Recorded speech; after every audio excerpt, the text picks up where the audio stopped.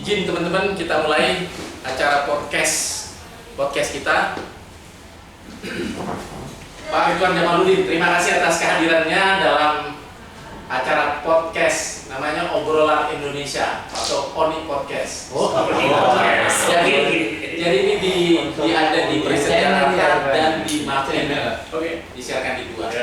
Ini kami juga dengar Pak Ridwan hari ini atau bulan ini terakhir sebagai Gubernur Bangka Belitung, sebagai semuanya, dan juga Dirjen Minerba. Pak Ridwan, ketika dilantik jadi Gubernur Bangka Belitung, bagaimana perasaannya? Pertama saya pikir ada-ada aja nih orang ini, ngapain suruh-suruh saya jadi gubernur?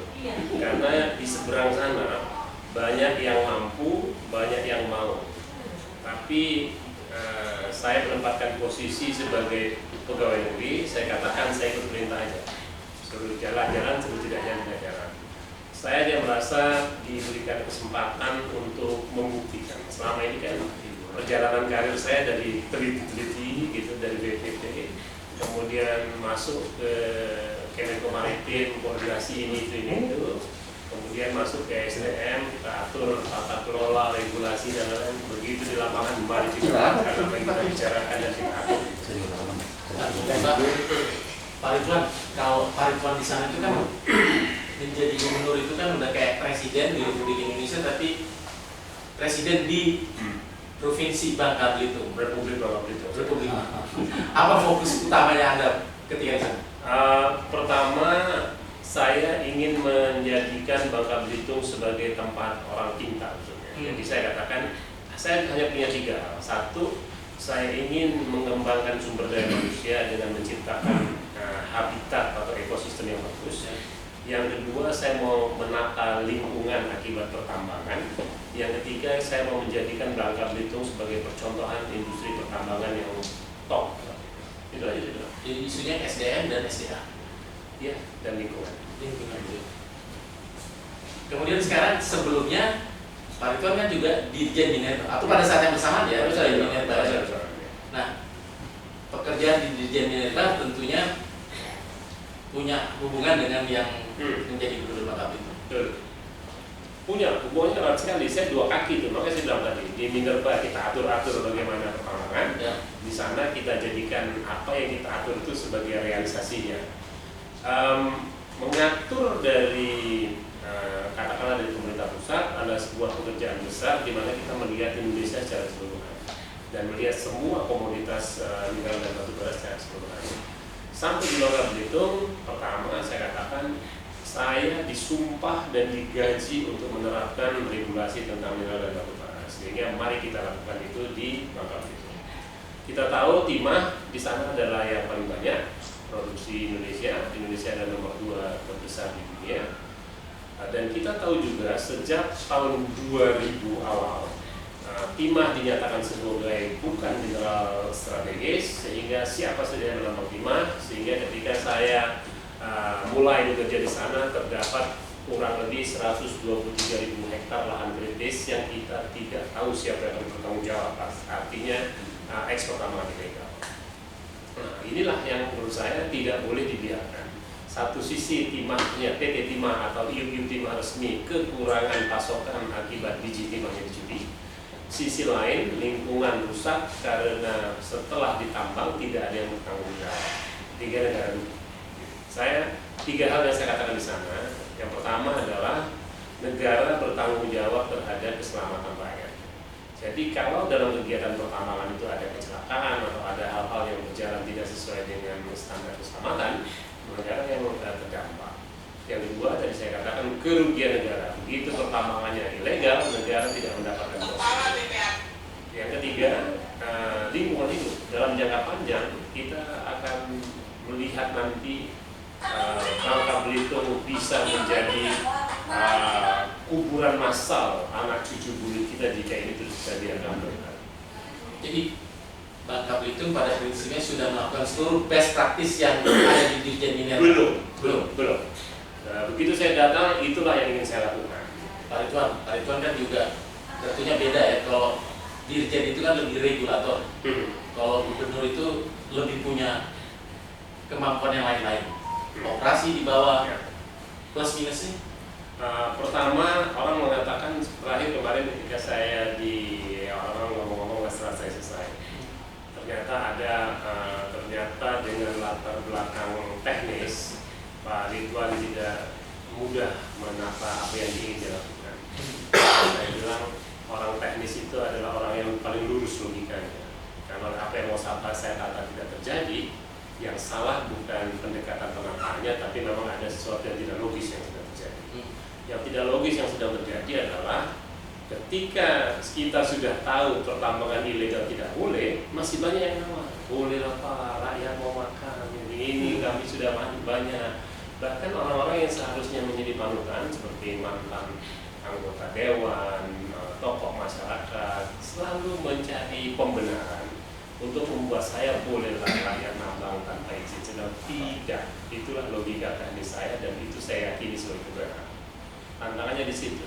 Atau dalam bahasa sederhana, saya harus melihat kenyataan bahwa realita di lapangan masih belum siap untuk kita lakukan undang-undang regulasi yang sudah kita atur.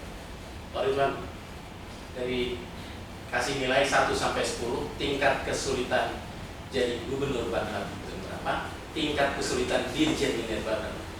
Dirjen Minerba nggak sulit sih sebetulnya. Saya nggak melihat ada kesulitan. Jadi Kalau saya angka, saya bilang 0 aja dulu.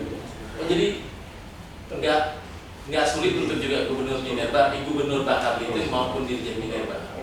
Kalau gitu sekarang apa tantangan terbesar? Kita pindah nih, kalau gitu. Oh sebelumnya soal SDM, tadi kan kita SDM. Nah masalah SDM terbesar di Bangka Belitung, saya tahu SDM itu sumber daya manusia. Sumber daya manusia. Hemat saya, Bangka Belitung punya modal dasar yang bagus. Kalau kita boleh melihat beberapa contoh, misalnya dalam sisi politik itu ada Pak Yusril, ada Ahok, ada Andrea Hirata sebagai budayawan. Zaman dulu Laskar Pelangi. Zaman dulu bahkan Dan Aidit pun lahir di Belitung. Pas dari pilihan politiknya, jadi partai besar, dari ketua partai besar pada masa kan tidak mudah juga. Sisi lain, bos kita di sini BPT, Profesor MTB. Kemudian ada beberapa alumni ITB yang bagus-bagus juga, bahkan sempat beberapa orang menjadi dirut PT Timah, itu semua bagus-bagus. Sayangnya ekosistemnya tidak cukup baik. Bisa berapa sisi? Satu, memang kurang meratanya pembangunan. Artinya orang-orang pintar di sana tidak semuanya bisa bekerja di sana karena tempat bekerja lebih cocok adanya di Pulau Jawa misalnya. Yang kedua, ada situasi di mana orang-orang tidak mudah untuk diyakinkan tentang suatu kebenaran begitu mereka sudah percaya. Nah, sisi lain, anak-anak muda saya bisa ceritakan. Kemarin saya bangga menceritakan ini di banyak kesempatan. Ada anak SMA Negeri 1 Manggar, Belitung Timur. Belitung Timur ini memang kota tengah komik. Angko, semua itu Andrea Hirata itu Belitung Timur, Yusril Belitung. Jadi kota pulau yang lain? Enggak, di Belitung, di bagian timurnya Belitung, bukan di bagian Belitung. Nah, tiba-tiba saya ketemu anak pemegang medali emas Olimpiade Astronomi. Terus saya tanya, kamu belajar di mana? Saya belajar sendiri Pak. Oh lebih hebat lagi ya Pak. Kami aja yang diajarin astronomi setengah mati belajar deh. Oh ada Marina tuh ada astronomi. Dia belajar sendiri dan pemegang medali emas. Tapi bagus ya. Sampai sekarang masih kita paksa untuk melanjutkan pendidikannya di astronomi. Nah, kemudian astronomi itu muridnya paling sedikit jadi 10 orang. Sekarang udah lebih banyak. Oh gitu. Sekarang udah lebih banyak, terdiri dari orang-orang yang juara Olimpiade Astronomi dan orang-orang yang tidak diterima di jurusan lain. Di zaman saya itu paling susah loh. Paling susah, makanya saya bilang hebat. Dia bisa juara Olimpiade, pemegang medali emas Olimpiade Astronomi. Kemudian saya ketemu anak. Dia kuliah jurusan fisika di Universitas Bangka Belitung. Saya panggil dia karena dia mewakili Indonesia dalam ASEAN Youth Forum. Temu saya, kamu belajar apa? Fisika. Dia saya belajar sekarang mau belajar fisika. Mau belajarnya bisnis, belajar bikin kue, belajar MBA, belajar fisika. Mas saya cerita. Selain kuliah, kamu kegiatannya apa? Oh, saya ngasih les Pak. Oke, les apa? Les matematik, les kimia, dan les bahasa Inggris. Artinya dia bisa semua. Serius semua itu. Artinya dia bisa semua kan, dan potensinya besar sekali. Nah, ini yang sedang kita dorong sehingga pekerjaan saya di sana dalam mengumpulkan anak-anak muda, membuka peluang mereka untuk mendapatkan beasiswa sekolah kemana-mana. Direktur LPDP sudah 3 kali minimal mengadakan sosialisasi di sana untuk membukakan peluang anak-anak muda di sekolah. Pak Wisnu atau Pak Wilanto? Oh, Wilanto ya.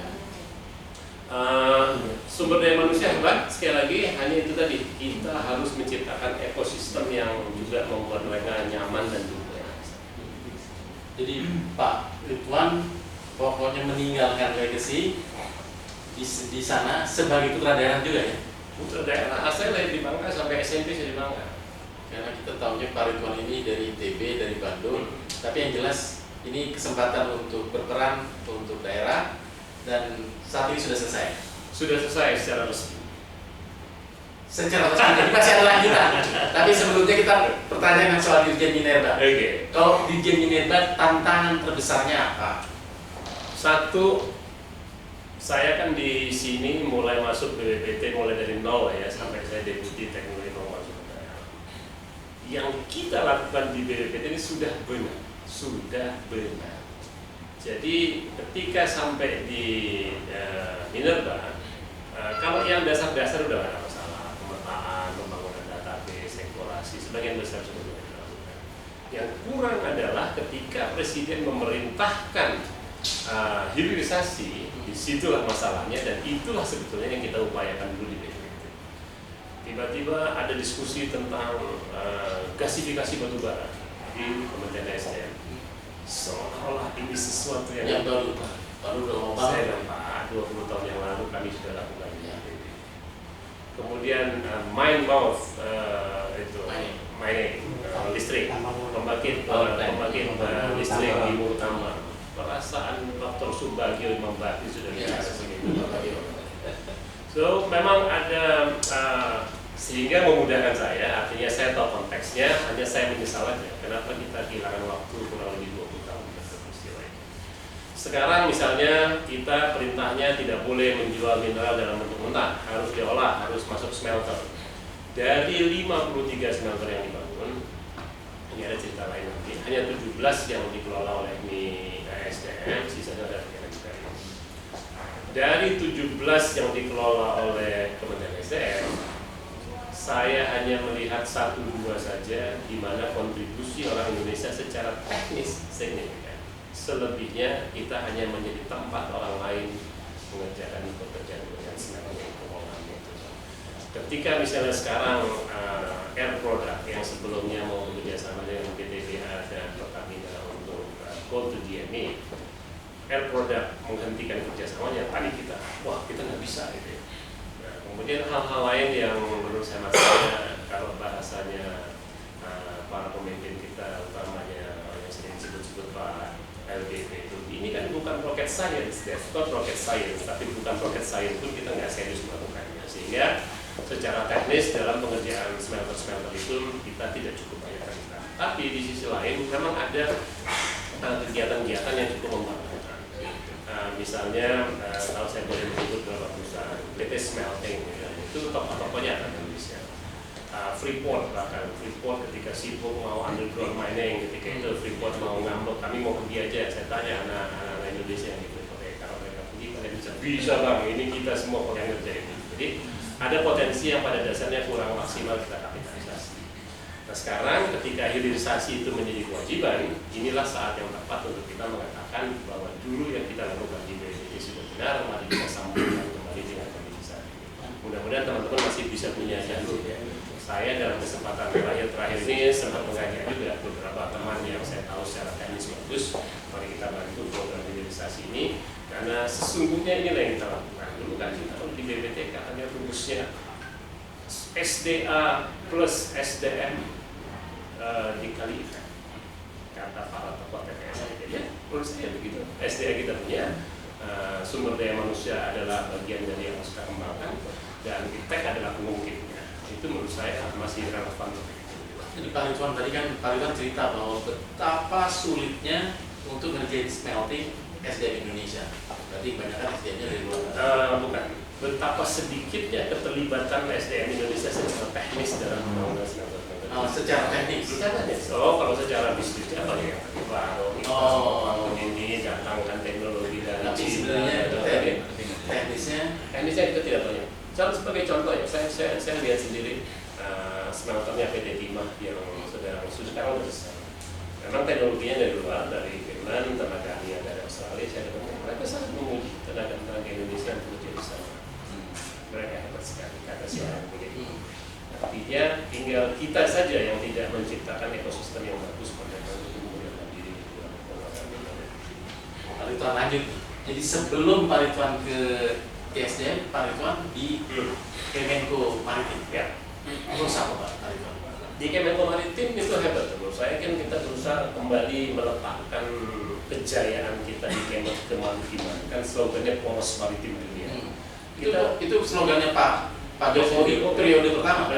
Sejak periode pertama. Periode kedua agak jarang tuh tentang poros maritim. Iya, memang mengurus lautnya ini susah, tidak semudah mengurus darat. Sebetulnya kita di BPD pun banyak sekali yang kita kerjakan. Sebetulnya saya sangat optimis, apalagi Menko Maritim pertama kan alumni BPD, Pak Indro.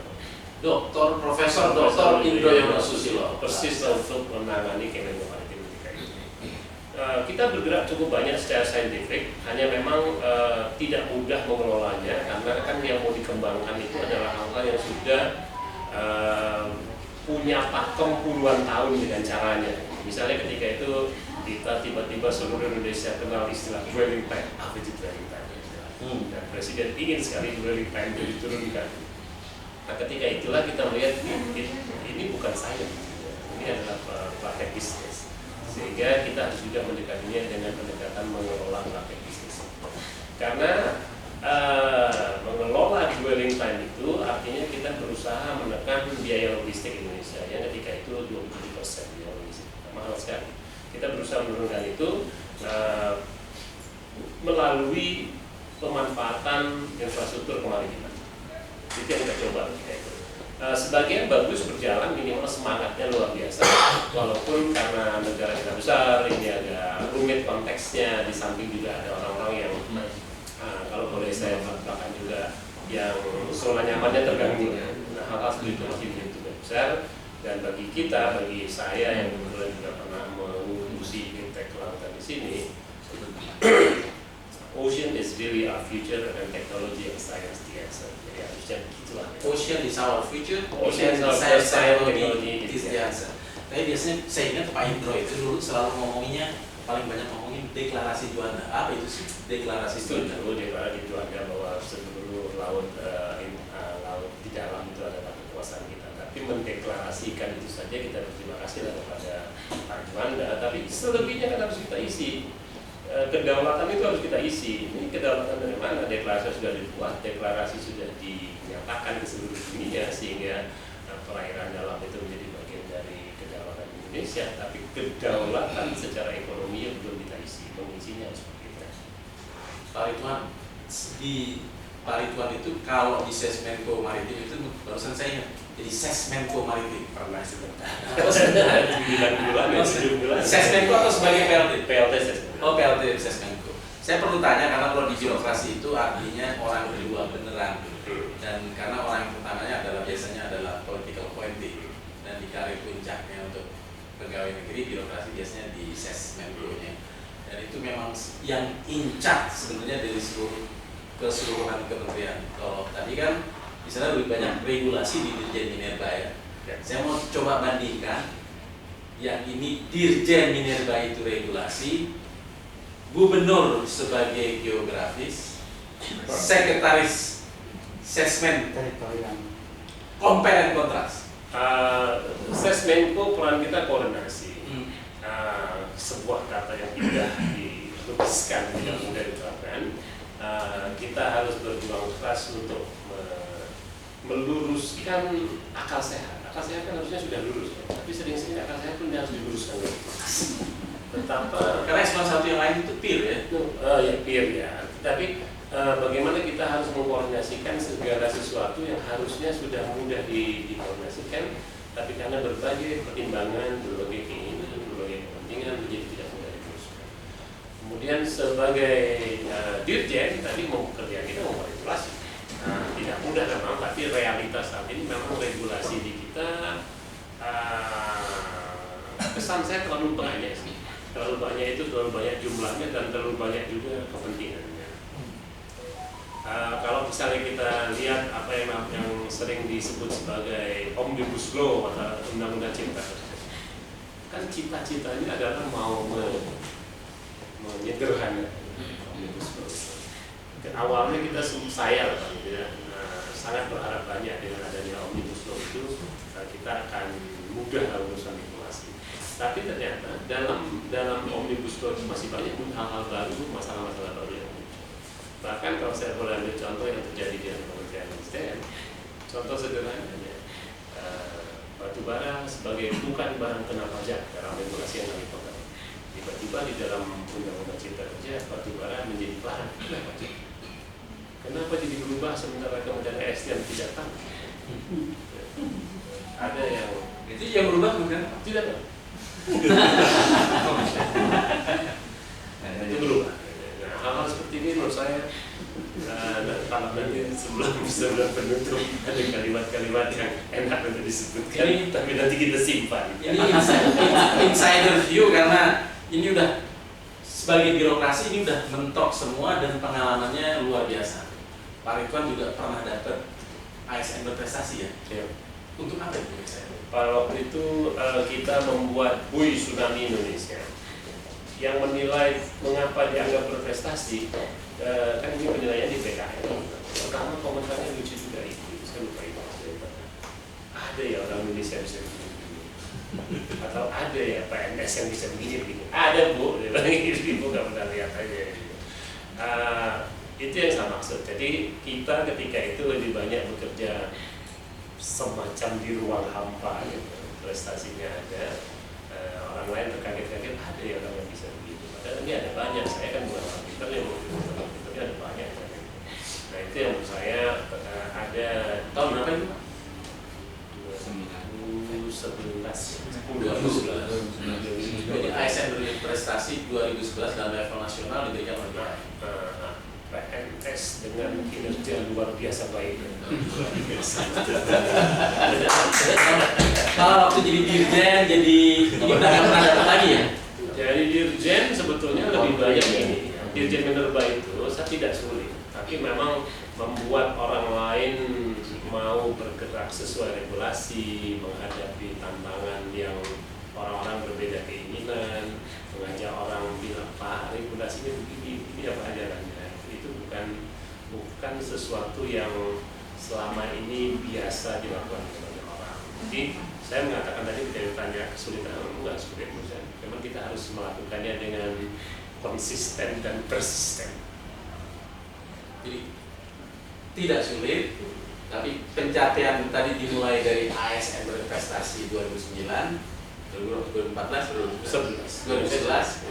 Terus kemudian juga yang saya juga ingin tahu, Pak Ridwan sejak waktu jadi gubernur menerima award itu? Menerima, tapi saya tidak ingin klaim itu sebagai prestasi saya. Ya. Tapi itu sebagai prestasi pemerintah provinsi. Banyak. Satu, energi baru terbarukan kami dapat penghargaan karena kalau nggak salah 29% kalau nggak salah ya ada bauran sudah sebagian besar dari biofuel. Kemudian kemarin kami dapat penghargaan dalam penanganan COVID. Dalam penanganan COVID itu yang menarik memang gerakan akar rumputnya masif, gitu, regulasinya ditata, dan ada juga aplikasi yang dibuat oleh anak muda di sana untuk memantau pergerakan orang. Kemudian dapat penghargaan sebagai daerah dengan penerimaan di atas target, kita menerima 113% penerimaan negara yang dari target. Kemudian kita menurunkan angka inflasi ketika saya masuk Mei 2022, rate inflasi Bangka Belitung paling tinggi 6,97 ketika saya tinggalkan kepada ayat 4,94. Capaian itu luar biasa tentunya, tapi sekali lagi saya tidak klaim sebagai prestasi saya, itu adalah kerjasama tim, dan disitulah saya harus mengatakan kalau kepala-kepala dinas, kepala-kepala OPD, para tenaga kerja teknis itu kita dorong, kita pandu, kita bangun dalam habitat yang nyaman, mereka bisa bekerja bagus, kita bisa bekerja. Pak Ridwan, itu tadi kan istilah OPD, orang di BPPT, organisasi perangkat daerah, itu pasti nggak familiar dengan nama-nama. Saya itu awal nggak familiar APD. Satker, Ya semacam itu, organisasi perangkat daerah, dinas-dinas itu lah. ya, jadi Pak Ridwan udah sekarang sebagai pejabat gubernur mau nggak mau urusannya itu, dan lebih banyak teknisnya, politisnya, sosial. Pertama, Sebagai pejabat gubernur. Lebih banyak sosial, lebih banyak kan gubernur itu tidak punya rakyat dan tidak punya wilayah. Yang kita punya adalah kemampuan mengkoordinasikan, sebagian juga kebijakan penganggaran dan komunikasi dengan pemerintah pusat. Evaluasi saya selama 324 hari saya di sana. Pas 1 tahun ya. Kurang 10 hari, 11 hari. Yang pertama, saya melihat politik lokal harus ditata ulang karena masih cenderung too much politics. Jadi kalau saya kan maunya bagaimana kita mencari investasi, bagaimana kita memberikan pelayanan yang baik. Itu mas politics. Yang kedua, otonomi daerah hemat saya juga harus diperbaiki. Diperbaiki itu maksudnya ini belum dilus atau kecil. Ada nuansa yang terlalu banyak juga birokrasi. Bayangan saya ya, walaupun ada bedanya nih antara gubernur definitif dengan pejabat gubernur, ada hal yang tidak boleh dilakukan. Tapi misalnya kita dikasih anggaran APBD 3 triliun gitu. Ya udah, selama saya tidak utak-atik 3 triliun ini di luar ketentuan, ya usah tanya-tanya lagi gitu. Ini mau revisi tanya gitu. Mau gunakan ini tanya gitu. Sehingga ini tidak mendewasakan pemerintah. Jadi semua orang harus bertanya. Bahkan yang paling konyol saya ceritakan di mana-mana. Kami bangun rumah sakit jiwa ya, mau dikasih nama. Ada dokter terkenal kelahiran Bangka yang berpengalaman secara nasional. Kita mau kasih nama rumah sakit jiwa itu dengan nama dokter. Teman-teman kirim surat ke Menkes. Pak Menkes, kami mau kasih nama dengan nama ini. Yang menjawab pun bingung. Kira-kira rumah sakit itu ngapain tanya-tanya gua gitu. Tapi kemudian di sana ada pemikiran seperti itu. Kalau tidak ada persetujuan kita nggak boleh, kita balik. Kita kasih aja namanya. Mau kasih nama apa? Kasih nama Pak Dokter Samsi atau Polis. Kasih aja. Kalau sana menganggap ini salah, biar dia rubah. Jangan kita tunggu. Kalau nggak, rumah sakit itu nggak akan pernah punya nama. Kemudian penggunaan dana insentif tadi karena kami berhasil mengendalikan inflasi itu kita dapat dana insentif pakai ratusan miliar banyak. Mau menggunakan dana itu mesti tanya Kemenku, Pak Dirjen boleh nggak kami pakai untuk ini? Belum dijawab nggak boleh, nggak pakai. Akhirnya udah sekarang sampai mendekati akhir tahun udah nggak pakai. Walaupun boleh dipakai untuk tahun berikutnya, jadi lambat gitu Pak. Mentalitas seperti itu dua-duanya harus diperbaiki. Di sisi pusat senang memegang ekor gitu, di sisi daerah takut mengambil inisiatif. Nah, saya terus terang mengatakan ini harusnya tidak perlu. Ada lagi yang disebut istilah rekomendasi atau pertimbangan teknis. Saya mau melantik pejabat selanjutnya, nggak bisa Pak. Ini perlu pertimbangan teknis dari KASN. Ya, kartek istilahnya. Ngapain sih saya bilang, kan yang tahu saya gitu. Kan saya tahu, saya pegang aja aturannya. Saya misalnya tidak mengangkat orang yang tidak cukup pangkatnya, saya tahu kok gitu. Ngapain tanya gitu. Karena kalau kartek itu nggak keluar, nggak boleh saya ambil katanya. Jadi itu hal-hal seperti itu menurut saya itu yang saya maksud. Kita mau meluruskan akal sehat. Akal sehat kan harus lurus. Gitu. Tapi ini kan birokrasi. Kalau birokrasi sebenarnya suaranya masih sama lah sama Pak Ridwan. Yang susah ingin tahu politikus daerah, DPRD, partai politik. Itu saya terus terang begini. Tadi kalau saya ambil contoh tentang penataan pertambangan timah itu. Kalau saya kan hitam putih, insinyur kan hitam putih. Pertambangan timah ini kan tidak boleh. Tegas kan, hitam putih. Bagi para politikus, tapi rakyat perlu makan. Ya usaha legal lah benar. Berani, para politikus mengatakan tidak boleh, enggak berani. Takutlah tidak. Nah ini yang menurut saya cara kita berpolitik harus di naik kelas lah. Karena kalau tidak, semua orang cenderung mementingkan kepentingan masing-masing daripada kebenaran yang harusnya sudah sangat benar. Dan kalau tidak, mungkin belakangan isu muncul investor takut masuk karena ketidakjelasan aturan, orang yang pro lingkungan tidak mau pakai timah dari Indonesia karena banyak yang ilegal. Dapat seperti itu menjadi konsekuensi yang harus kita tanggung karena sikap kita yang tidak berani mengambil keputusan. Pak Ridwan sebagai birokrat itu kan harus netral. Pak Ridwan tetapi pada level yang udah puncak yang sebenarnya memang relasinya dengan kekuasaan politis itu besar di pusat maupun di daerah. Bagaimana membandingkannya? Mana yang lebih kuat sebenarnya politiknya? Pada saat yang sama Pak Ridwan adalah birokrat. Iya, mungkin bukan kuat politiknya. Saya cuma merasa nyaman ketika saya katakanlah tidak berwarna, tapi sebetulnya saya adalah putih. Putih itu artinya semua spektrum warna ada di dalamnya. Saya tidak punya partai politik, tapi saya berteman dengan semua partai politik, baik di daerah maupun di pusat. Ya dalam hal ini mungkin di daerah lebih tahu. Di pusat saya beruntungnya mengenal para pimpinan pada level nasional dengan sangat baik.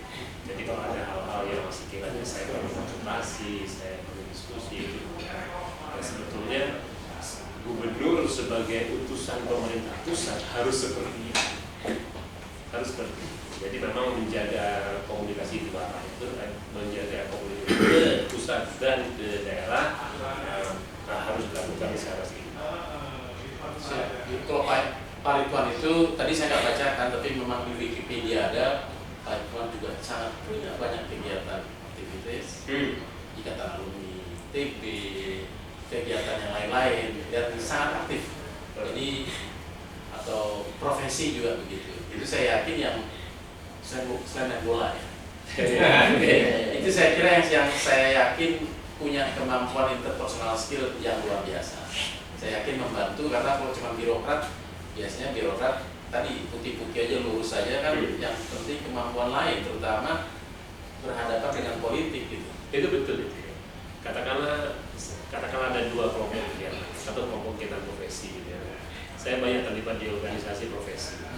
Itu sangat membantu kita untuk mencari jalan keluar hal-hal teknis. Artinya kita tahu tak ada manusia yang sempurna gitu. Ketika ada kesalahan, saya punya teman untuk berdiskusi, teman anggota. Kemudian organisasi yang sifatnya kemasyarakatan lah secara umum, atau pertemanan, perkawanan di ikatan alumni, kemudian gabungan di ikatan alumni atau organisasi sosial lain. Itu bukan sesuatu yang sepele sebenarnya, tapi sesuatu yang sangat penting untuk kita menjaring perkawanan.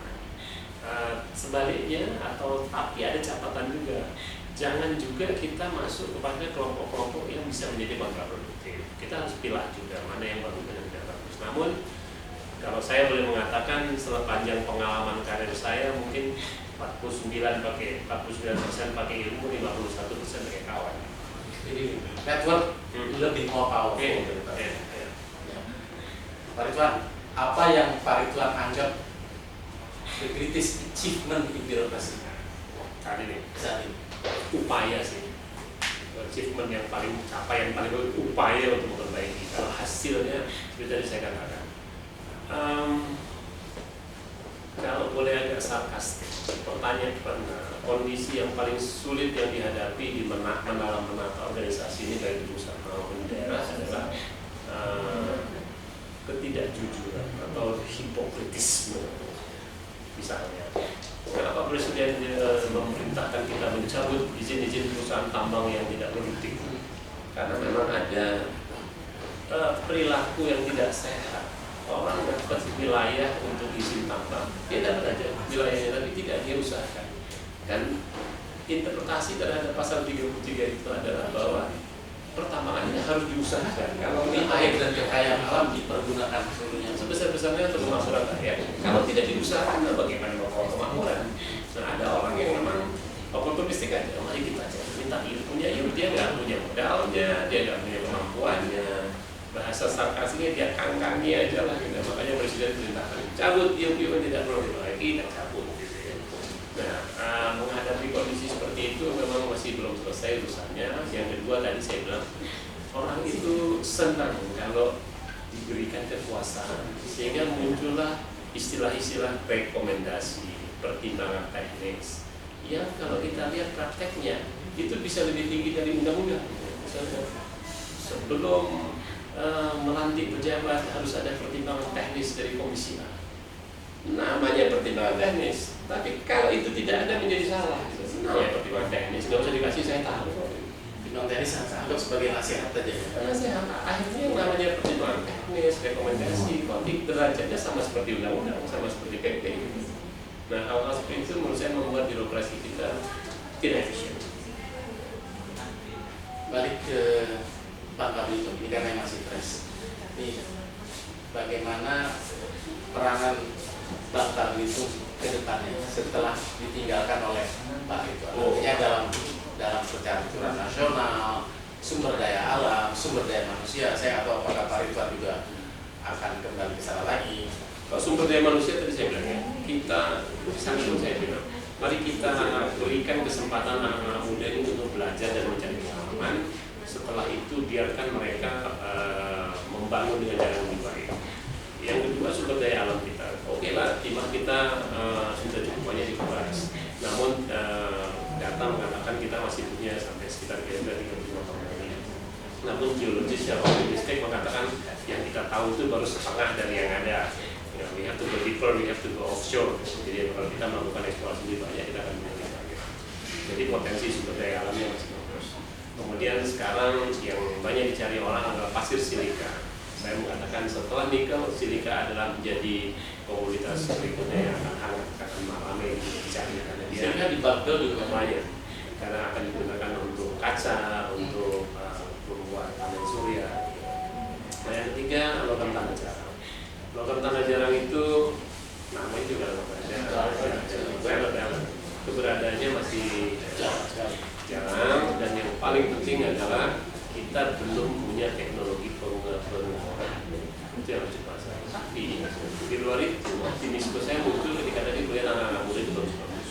Bahkan thorium yang sekarang kita kadang-kadang untuk thorium tiba-tiba ketika saya diskusi ketika di sana isu PLT thorium hangat, saya dapat pesan singkat dari orang di Kanada.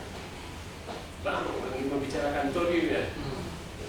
Iya udah, namanya berbau Sumatera Barat. Iya udah, dia lama-lama dia bilang, Bang, aku orang Bangka. Oh, ada orang Bangka yang udah 30 tahun di Kanada ngurusin nuklir. Artinya itulah yang terjadi. Orang-orang bagusnya keluar, namun niat baiknya untuk membangun kerajaan. Jadi kalau saya lihat, kemudian yang lain adalah posisi geostrategis.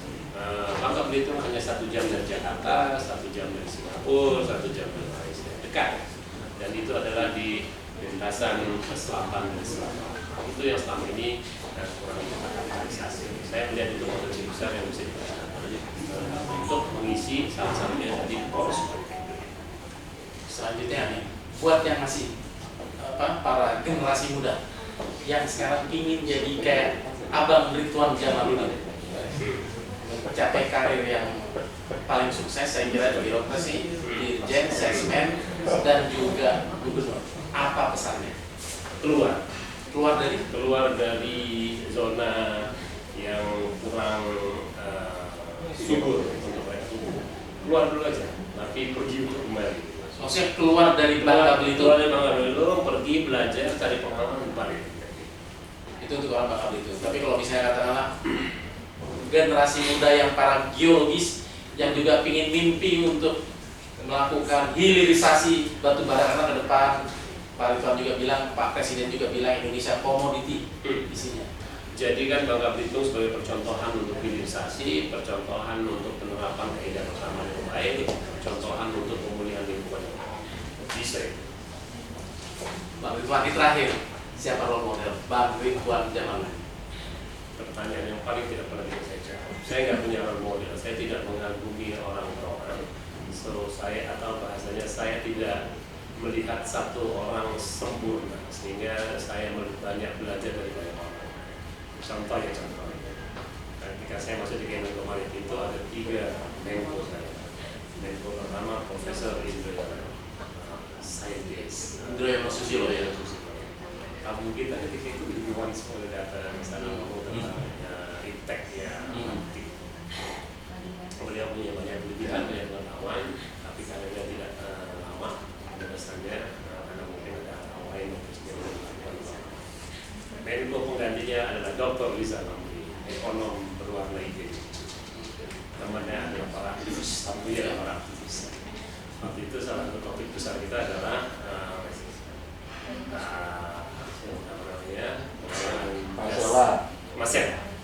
masalah sama itu kan kasus Giant Seawall. Ya, dari masalah kita pada waktu itu mengatakan kami tidak mau yang offshore, kami mau onshore. Karena kalau offshore nanti pengembangan wilayah tidak banyak dampaknya, kita mau rakyat itu kembali.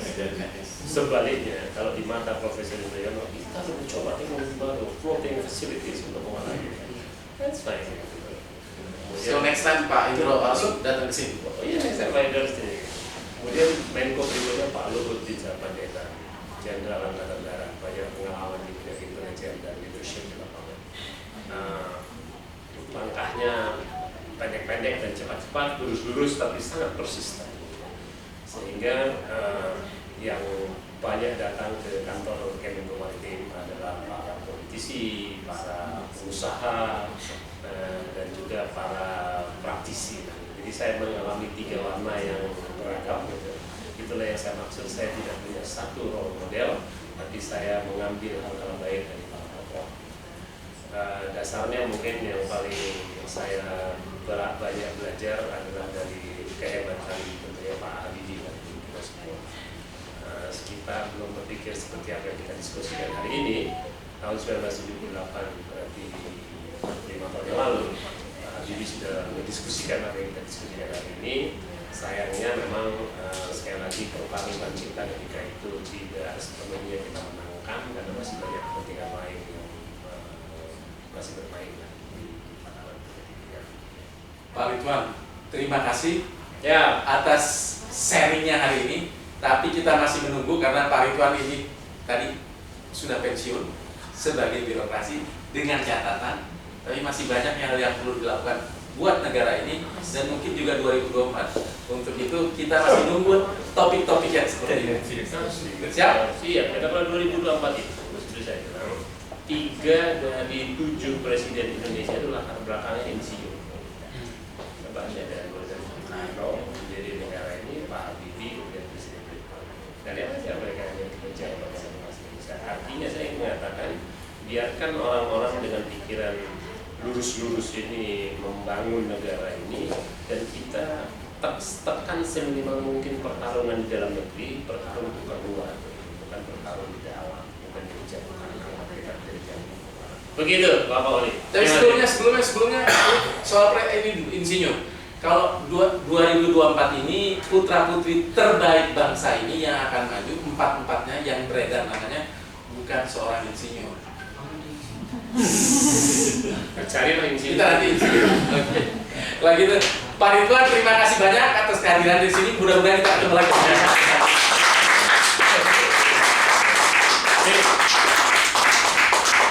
Keren. Emangnya ada yang nonton? Direkam, Pak. Jadi terima kasih Bapak Ibu sekalian. Assalamualaikum warahmatullahi wabarakatuh. Selamat sore. Jadi kami Misalnya yang berbeda. tuan rumah di sini gitu ya. Kebetulan karena Pak Ridwan sudah purna tugas, kami yang diajarkan Pak Indro kan harus biasanya ada lecture gitu ya, kenang-kenangan. Waktu itu Pak Asep kita berikan, kemudian Pak Suas waktu pensiun kita berikan juga kesempatan untuk sharing gitu ya ilmu-ilmunya. Nah kebetulan kami terima kasih Pak Ridwan. Terus terang kami menganggapnya sebagai bukan farewell lecture sebenarnya, tapi welcome lecture kembali ke komunitas gitu ya sebenarnya. Jadi kami memakai bendera Mapin dan IEEE West Ham, Bu Lina. Dipakai Mapin, jadi belum ketemu di mana-mana. Jadi tujuannya untuk bisa dapatkan insight dari Pak Ridwan. Nah untuk itu setelah kita dengar tadi, itunya mungkin ada diskusi Pak Oni sebentar dan jauh mungkin dari teman-teman. Ngomong aja. Ngabuburit. Silakan kalau mau teman-teman ada yang mau nanya langsung aja. Komentar-komentar. Komentar-komentar atau apa? Atau jangan tanya, mendingan saya tanyain senior-seniornya dulu ya. Ayo tanya dong. Mulai dari Pak Indro, Pak Idwan, Pak Asep. Tanya dong. Pak Indro duluan. Komen. Nggak, tadi saya pernah waktu itu Pak Dito tanya, bekal dari BPT cukup apa enggak? Saya pernah tanya. Bekal dari BPP. Baik. Oke, baik. Karena di mata saya nggak cukup. Di mata saya nggak cukup. Itu aja. Iya sih, memang secara umum tidak cukup, tapi memang secara prinsip pun hemat saya tidak ditujukan untuk cukup. Artinya kita di sini modal dasar kita adalah modal pengetahuan yang sangat substantif, gitu. Yang jauh itu kalau seluruh ilmunya, tapi di luar sana kan banyak akal sehat yang tidak lurus itu. Iya. Bisa contoh ya, misalnya nih dalam dunia pertambangan ada wilayah X PT Kobatin yang sudah dinyatakan bangkrut, sudah berhenti. Sekarang sisa timahnya itu dicuriin terus sama pertambangan ilegal. Saya sebagai dirjen sudah menugaskan kita serahkan saja ini kepada PT Timah. Nggak bisa Pak, ini PP-nya belum selesai Pak, permennya belum ada. Saya bilang di mana akal sehat kita? Mana yang lebih penting? PP keluar atau timahnya dicuri? Nah, kemampuan seperti itu memang kita di BPT nggak diajarin gitu.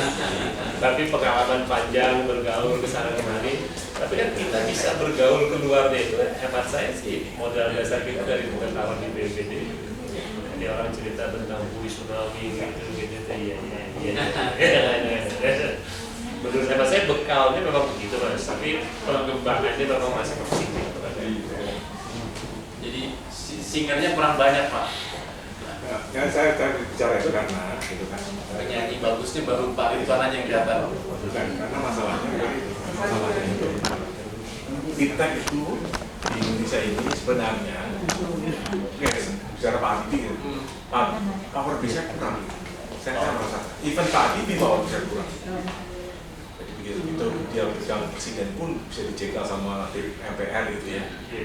Jadi waktu saya selesai juga dari Menko, saya sadar juga, saya tahu betapa rasanya kan, kita tahu ya, kita ke DPR gitu, 4 Menko, gua paling nggak dianggap, tapi Puan bisa perintahkan semua PDI hadir, ada nggak berani gitu, itu kita dari pelajari di sini, ya, itu.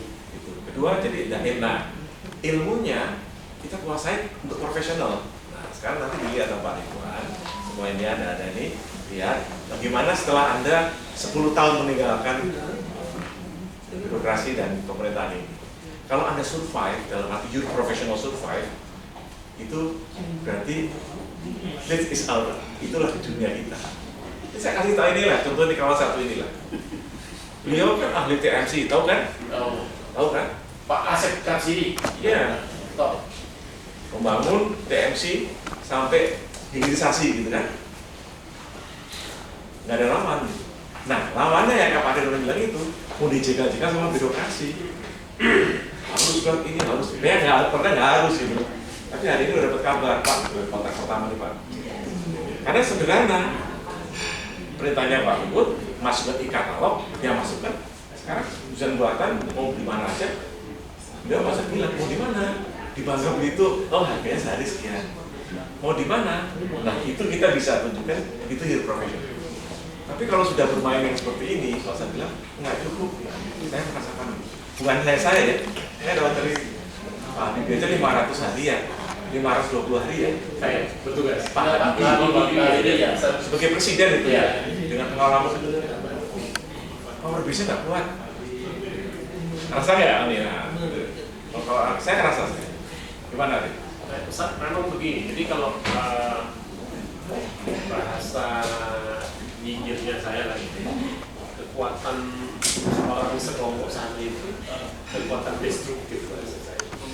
Ya, kelompok sana ini maksudnya politikus atau DPRD atau jangan bilang begitu, nanti kalau lagi kekuatan itu kekuatan destruktif. Itu dia suruh konstruktif, dia nggak bisa.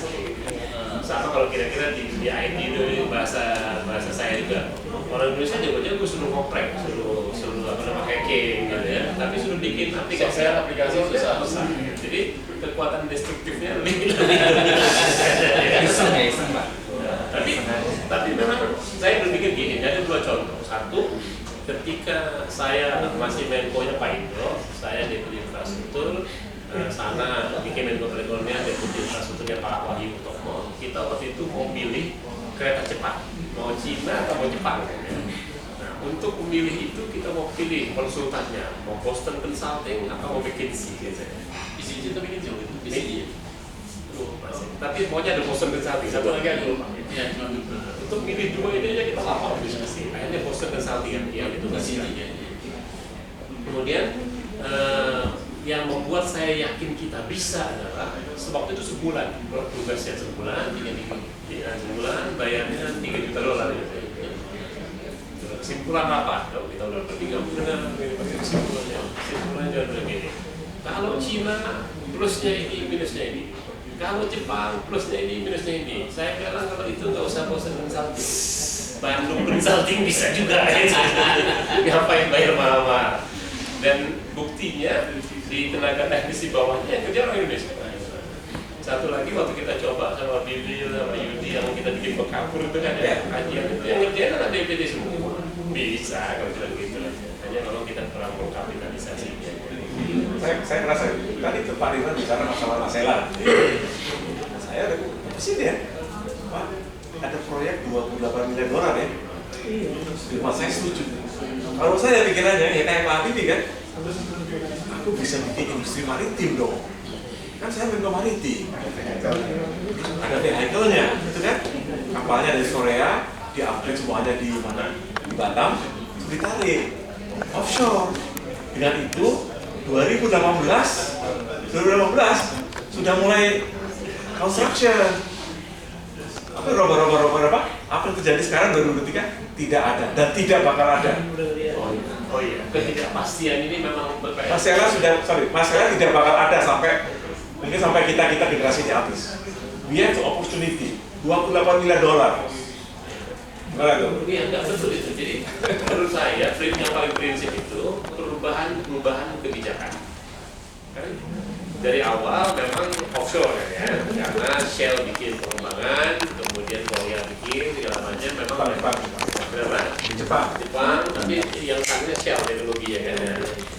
Memang yang kita sebut buat kita yang orang nggak suka waktu itu adalah Shell membebani biaya riset itu ke proyek ini, ya, sehingga kemudian bahasa-bahasa yang lainnya ini kalau misalnya nanti mereka ribut, dia tinggal tarik aja ke sana pergi aja gitu sebenarnya.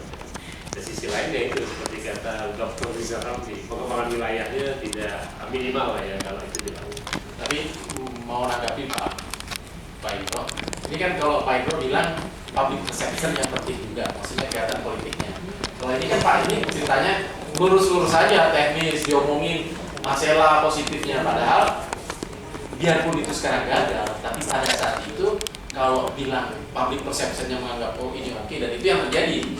Menteri Menko yang sekarang lagi ngetop-ngetop kan public perception, nggak tahu betul atau enggaknya, tapi yang paling penting karena itu ranah politik, ya dia nggak ngomongin soal tadi, yang penting persepsi publik approve.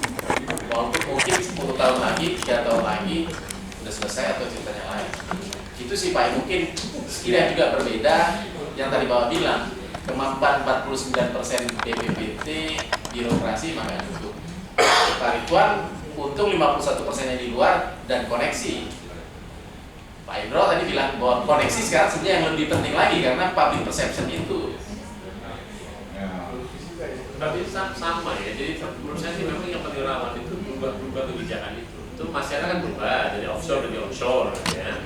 Kemudian waste to energy yang dulu kita kerjain, dari angka nilai jual listriknya berubah terus gitu ya. Sekarang itu ketika air product ngambek itu ya kan, karena harga off takingnya itu maksud saya pada saat itu Pak, pada saat itu mungkin salah, tapi begitu sekarang ternyata betul kan?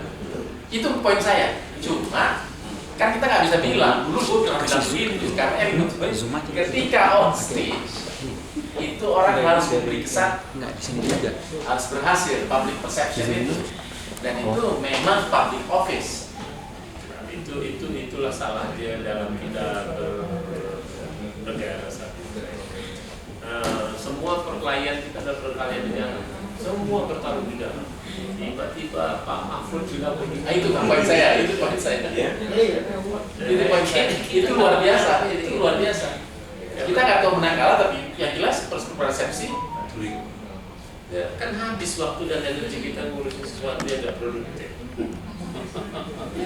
Waktu Pak Presiden 7 tahun lalu masalah Masela, mikir nggak orang ada energy transition?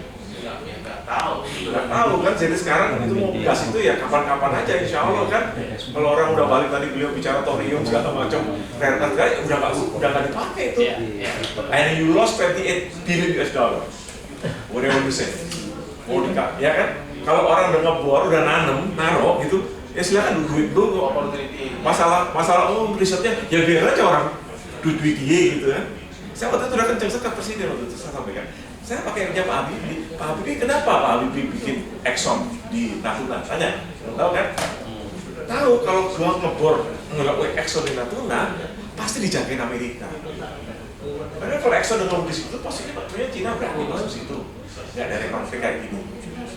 Itu yang seperti itu yang kita sebenarnya kita ketawa sekarang ini. Nggak mikir ada uang 28 miliar dolar hilang sekarang. Itu lihat dia. Tahu beliau tahu. Ya sekarang nggak ada. Masih ada. Oh nggak apa-apa itu kan masih untuk masa depan ya insya Allah aja ya. Kalau habis itu orang nggak pakai gas gimana? Apa? Kita kan sayang. Asik ya, asik. Ya, nggak apa-apa gitu. Pak Ivan. Oh ya, saya. Kalau saya dari awal mengenai Ridwan sampai hari ini, saya bangga sama dia. Jadi karakter itu ada. Jadi waktu Pak Indro ada isu seminggu terakhir mana itu di SDM itu ada apa? Oh, kasus. Nah, jangan Ridwan nggak meninggal. Nah masalahnya kemudian itu menurut saya SDM itu modal dasar, memang benar. Cuma bagaimana ngebentuk itu secara sistematis dan sebagainya ya untuk yang lebih masif. Karena gila ya sekarang semuanya nggak ada itu.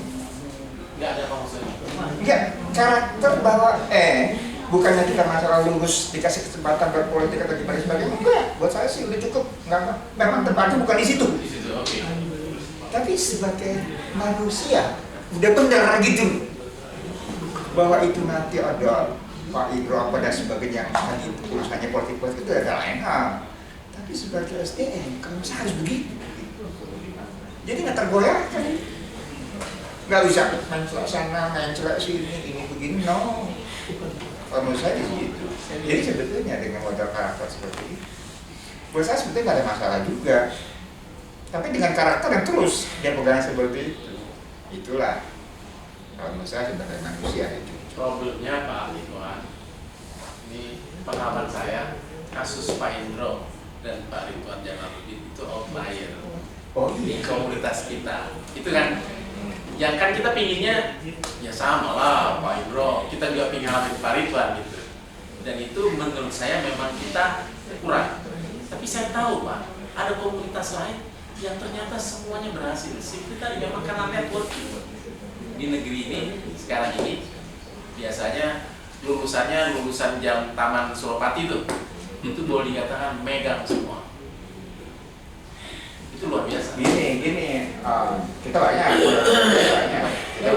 Saat ini itu banyak model-model seperti pada itu. saat ini. Tapi buat saya sebetulnya ada karakter building itu jauh lebih penting. Kalau untuk mencari kekuasaan menurut saya sih. Betul. Tapi memang lain karena itu kan birokrat. Loh, iya. Kita bukan Maksud saya itu begitu. Gaya gimana itu riset itu sebenarnya bukan birokrat lah. Apa namanya? Engineer itu bukan birokrat. Itu menurut saya sih memang masalahnya kita itu yang namanya aksesoris lebih penting daripada inti. Jadi memang kita di sini menguasai inti teknisnya gitu. Tapi aksesorisnya kurang banyak gitu. Nah, sebaliknya yang menguasai aksesoris itu kenal sama ini jaringan itu dia bisa menang walaupun substansinya dia nggak pegang apa-apa. Tapi ya itu definisi suksesnya beda. Ya. Berarti enggak dong. Tapi kan kita orientasinya membangun nasional, kita harus disamain loh. harus sama kalau itu. Karena kalau sekarang kita mau bikin sukses apa sih kan? Industri yang maju di kita cuma industri media aja, yang ngomongin masalah orang gitu. Belum sama dia bilang nih, Anda tahu orang kaya saya industri? Nah ya, Bikin bubar. orang itu bukan Cek, laki lah. Kemudian Oh iya. Itu politik. gila kan? Cerita semua orang tahu kalau itu, Pak. Apa alasannya kan? Beritanya ada. Iya. Iya. Karena Tapi kalau nggak ada, artinya engineering company yang kayak gitu aja bubar. Nah, ini nanti kita menuju arah yang salah buat saya soalnya. oh Rekin ini ya. Bukan KPA. Iya. Di ITB itu saya bilang, ngapain sekarang yang sukses itu SPM? Informatika, elektro. SBM udah nggak sukses karena ribut itu. Artinya ada, saya nggak tahu saya benar atau salah ya. Ada kecenderungan orang untuk keluar dari masalah yang sulit, aja yang gampang aja gitu. Buat saya jadi belajar SPM juga mau belajar elektronik, belajar SPM aja. Tapi kalau kasusnya Pak Asep Asep tadi udah berhasil barusan. Pak Asep ceritain tentang keberhasilan. Itu yang paling penting karena itu bukan aksesori itu. Itu cering-cering kalau istilahnya Pak Asep, Pak Yum bilangnya cering-cering. Nah, ini agak repot lah kalau ceritanya. Hanya spirit lah ya. Spirit kita kalau saya digurui oleh Pak Indro itu kita harus punya jiwa juang yang tinggi. Modal dasarnya kita orang BPT. Tadi Pak Ridwan juga kan nangkep bahwa kita menguasai intinya itu kita menguasai. Jadi itu aja sih, kita punya spirit itu, ada perkembangan yang kita alami. Saya kok kalau sampai betul-betul hilang sesuatu teknologi yang sudah kita kuasai, kan sedih kita gitu. Akhirnya kita langsunglah kita ambil langkah. Jadi saya beranikan tahun 2000 begitu BRIN semuanya merge itu, saya beranikan menyebarkan bahwa saya lapor ke Pak Ibu dua, saya bikin TNT swasta. Pak Ibu bilang kita bikin BPT swasta, tapi BPT swastanya jadi holding, TNT udah ada. Nah, jadi spirit itu sebetulnya yang terbangun ya, sehingga ini sebetulnya ingin mewadahi. Kalau secara formal teman-teman SM yang kuat ini tidak lagi melakukan itu, ini ada wadahnya. Hanya itu aja, ternyata ini dirasakan ada manfaat apa aja. Ya, poin-poin itu yang memang yang menjadi, kan saya dengan Pak Iwan ini terus-terusan sejak kita Bunda Bakti itu memikirkan kita udah mengalami malang buana udah dilakukan di mana-mana. Ada satu hal yang kelihatannya kita merasakan belum ada manfaatnya. Jadi sekecil apapun yang kita kuasai langsung dirasakan oleh masyarakat. Ini saya dengan beliau ini bertiga selalu berkomunikasi untuk mengaktualisasikan apa sih sebetulnya setelah kita ini yang bisa dirasakan manfaatnya. Tidak lagi dengan lembaga dengan kekuasaan itu, tapi dari yang kita miliki aja gitu. Ternyata ada seperti itu. Jadi ada satu lagi yang saya sedang garap dengan Pak Ibu itu. Saya juga ini dengan ada teman-teman di MAPIN ya. Saya rasanya dari dulu juga prihatin itu tentang industri geospasial. Ya, itu kan kita nggak boleh diem ini. Kalau kita dulu punya lab remote sensing di sini, kenapa nggak ada satupun misalkan startup yang menangani industri geospasial? Padahal itu kan paling laku. Ini saya sedang upayakan, cuman memang belum. Nanti udah ada, ini jadi wadah juga buat kita semua. Nah, seperti itulah, nggak banyak gitu, hanya bagaimana kita setelah berakhir ini punya manfaat lah. Ada yang ingin saya sampaikan ke Pak Ridwan. Saya salut dengan Pak Ridwan ini dari dulu juga saya amat topi lah. Tadi Pak Ridwan bilang karakter. Dengan pengalaman yang tadi disampaikan itu luar biasa. Ada satu harapan ini pribadi saya. Kalau dari waktu ke waktu presiden itu insinyur dan sekarang calonnya dari insinyur, kenapa nggak Pak Ridwan? Saya kalau kita punya semangat itu, saya siap untuk mendukung itu gitu. Daripada Anies yang bukan insinyur, saya pikir dia punya kapasitas di sana. Ini dari lubuk hati terdalam saya. Untuk kalau mau merubah Indonesia ya itu gitu. Saya melihatnya seperti itulah kita. Mohon maaf Pak. Pak Ridwan, tanggapin dulu yang soal insinyur. Ini ya, saya bilang kan kita ini logikanya lurus-lurus cara berpikir kita. Makanya itu saya sudah bilang untuk kita SMA itu ada jurusan ilmu pasti, satu lagi nggak pasti. Dan ketika kita pasti banyak keinginan yang tadi saya bilang meluruskan akal sehat menjadi tidak mudah. Kan coba lihat, misalnya masalah Pak Mahfud sama Ibu Sri Mulyani, berapa banyak coba waktu dan tenaganya para pemimpin kita ini terkuras untuk ngurusi itu. Saya nggak yakin tuh angka 349 itu. Sama nggak yakinnya saya, mohon maaf ya, ini saya terserah teman-teman mau cerita atau nggak cerita. Ketika dalam rangkaian diskusi itu, Pak Mahfud mengatakan, itu ada mafia tambang yang bisa menahan kapal. Saya baru telepon Menteri SDM, baru bisa 126 kapal dilepas sekaligus. Salah. Saya yang menahan kapal itu dan saya yang melepaskannya. Dan tidak itu ceritanya. Saya berani kalau itu saya berani.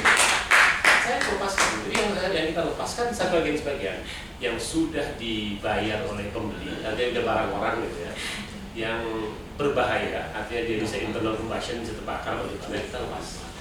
Sisanya kita tahan. Jadi nggak ada tuh yang mafia yang menahan kapal. Kalau itu mafia jadi saya. Saya yang perintahkan tahan semua kapal, nggak boleh ekspor. Itu ada dan itu orang bilang lu gila, biar aja gitu kan. Di mata orang gila kan orang lain yang gila gitu. Jadi keputusan itu saya buat sehari sebelum ibu saya meninggal. Saya dihubungin oleh Biro PLN. Mas, dalam teman saya dari Texas ya. Mas, kita nggak punya batubara. Apa konsekuensinya? 10 gigawatt mati jauh. Nah, 10 gigawatt mati. Itu yang bener aja. Indonesia mau jadi apa 10 gigawatt mati gitu. Gimana? Ya kita nggak punya batubara. Orang-orang nggak mau masuk batubara ke PLN. Ya udahlah, Eko semua. Kan saya sama direktur batubara saya. Kita rapatnya di bandara Terminal 3 sana. Karena saya melihat ibu saya udah sakit berat. Direktur saya bilang, Dirjen, lapor Pak Menteri aja, baru dibuat putusan. Jangan. Putuskan dulu baru lapor Menteri. Bahwa dia mau batalkan silakan aja.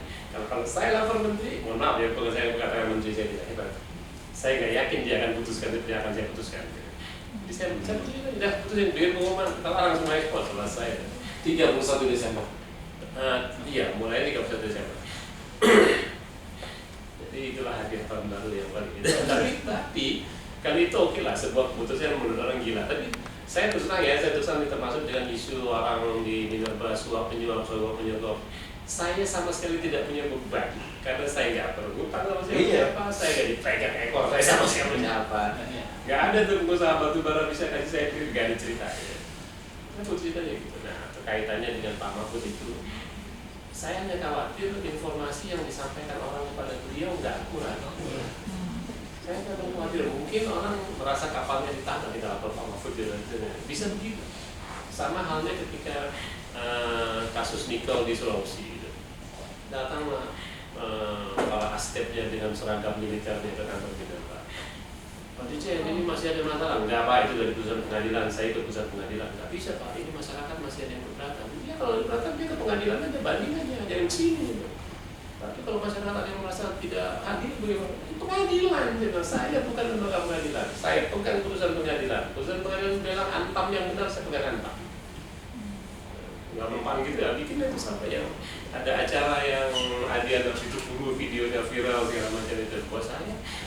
Itulah inefisiensi pemerintahan ini. Jadi yang urus tambang itu harusnya di Kemenko Maritim kan, kita ke SDM di bawah koordinasi Kemenko Maritim. Kalau Kemenko Perekonomian masih ikut oke lah, karena ada PSN yang berbasis minerba segala macam. Kalau Kemenko Polhukam ya bisa, kita ini ada aspek hukum. Mana nanti Kemenko PMK ikut juga, ini ada aspek hukum. Disitulah tidak efisiennya pemerintahan ini, saya gila Pak. Pak Ridwan, ini kan dari segi keinsinyuran, Pak Ridwan itu keputusan decisif pikirnya. Ya. Tapi kan problemnya tadi isunya acceptance, Tom Hardy kan ngomongin kayak gitu kan? Enggak, kita seperti hidup di luar dunia gitu. yang benar menjadi salah, yang salah menjadi benar. Acceptance jangan diterjemahkan bahwa ini jadi salah. Acceptance itu diterima oleh orang-orang yang memang yang waras. yang tidak waras sih dia terima. Jadi acceptance itu menurut saya harus kita ikhlaskan. Ya. Ini problemnya yang mau menjadi presiden itu harus insinyur. Insinyur itu maunya lurus-lurus. Masih mungkin apa enggak? Karena biar Pak. Ini soalnya duitnya kebanyakan mau disalurkan. Tapi kalau misalnya enggak, Jadi diskusi di PII itu masalahnya. Ada datanya dari tadinya ada 6 gubernur yang insinyur dari itu, tapi setelah saya pergi jadi tinggal lebih sedikit gitu ya. Hanya ada 6 dari 36 ya. 6 dari 34 gubernur, termasuk ketika ini ketika saya masih hanya ada 10 dari 38 menteri yang insinyur. Hanya ada 11 dari 617 bupati wali kota yang insinyur. Hanya 30 dari 575 anggota DPR. Selebihnya adalah orang yang memang bisanya segitu aja. Tapi nanti Pak Asep mungkin Dr. Agustan sampaikan, memang insinyur itu ke mikro, kalau saya bilang. Iya. Makanya kita survei yang urusan mikro, mungkin TMC, Agustan kan bilang, ada dikritik di Agustan. Kalau ada itu geospasial, ada cerita bagaimana kita bikin undang-undang sampai akhirnya Anda karena nggak punya perusahaan, punya mapin, mau minta BRIN nggak bisa. Agustan cerita. Iya Pak, jadi selama ini sih Pak Indro kan sudah berhasil menggolkan di Undang-Undang Cipta Kerja masalah pemanfaatan data satelit. Sedangkan data geospasial nggak ada, belum lengkap. Nah kita selalu dorong nih melalui yayasan ataupun dari organisasi-organisasi keprofesian. Kami sekarang udah kerjasama dengan baik dengan ISI, Ikatan Survei Indonesia. Kami membuat hackathon juga dengan IEEE Pak. Jadi lembaga-lembaga yang ilmiah itu kita gandeng kerjasama dengan organisasi profesi untuk mengisi hal-hal yang masih kosong ini yang mungkin pemerintah lupa gitu ya. Jadi BIG mau segala macam ya kita coba isi ke sana. Dengan metode apa? Dengan hackathon, kemudian partisipatori masyarakat apa segala macam. Kita akan coba ke sana. Jadi mungkin startup-startup itu akan muncul nanti Pak. Dalam waktu dekat kita akan buat hackathon juga untuk spasial itu. Ya itu yang konkret, 10 kawasan konsesi, pengukuhan kawasannya bisa menggunakan data satelit, itu yang cerita itu dong. Cuman nggak bisa, karena udah nggak jadi BRIN lagi waktu itu. Jadi bikinnya di mapin, gimana tuh cerita itu? Kita juga membuat hackathon juga Pak. Jadi kita akan membuat standar pemetaan kawasan hutan. Karena dulu di KLHK itu kan sampai sekarang masih nganggap harus dipatok tiap berapa meter. Sekarang dengan berhasilnya Pak Indro menggolkan bahwa pakai citra satelit bisa dan legal, nah itu kita akan buat bagaimana pemanfaatan citra, metode yang selama ini setelah tahun 90-an masuk remote sensing ke Indonesia itu bisa dipakai gitu. Ini udah 25 tahun. Sampai sekarang kalau lihat risetnya gitu-gitu aja judulnya. Studi komparasi, land classification, apa segala macam. Padahal itu kan waktu Satin, waktu Pak Hartanto Bu Marina belajar remote sensing dari Pak Indro kan itu semua tuh yang kita pelajari. Dan sekarang masih berulang aja kayaknya judul-judulnya itu. Ya, kalau saya begini Mas kayak gini, dengan adanya Citra Kerja ini, 500 perusahaan itu sekarang di tangan Agustan.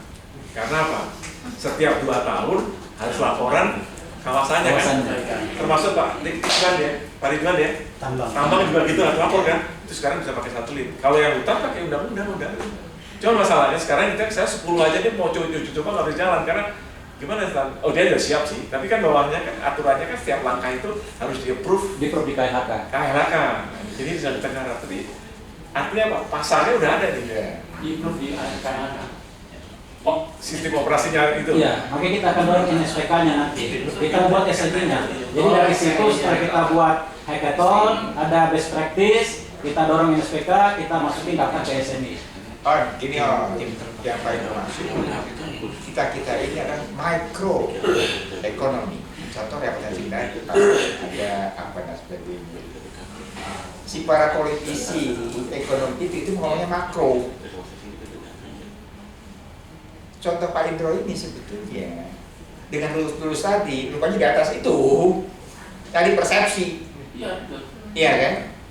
Nah ini yang kemudian kita yang lulus saja, rupanya mentoknya dari situ. Itu susah. Nah susahnya di sana sebetulnya. Tapi kita juga kalau kita nggak bicara mikroekonomi, kita juga nggak akan kemana-mana. Pak, jadi kepintaran itu juga liability. Dan itu enggak, mungkin satu hal ya. Kita memerlukan ilmu-ilmu yang lain. Tapi kita yang harus dominan. Sekarang dia yang dominan, itu yang sudah diselesaikan. Ingat nggak waktu kita dulu awal-awal remote sensing untuk kehutanan loh,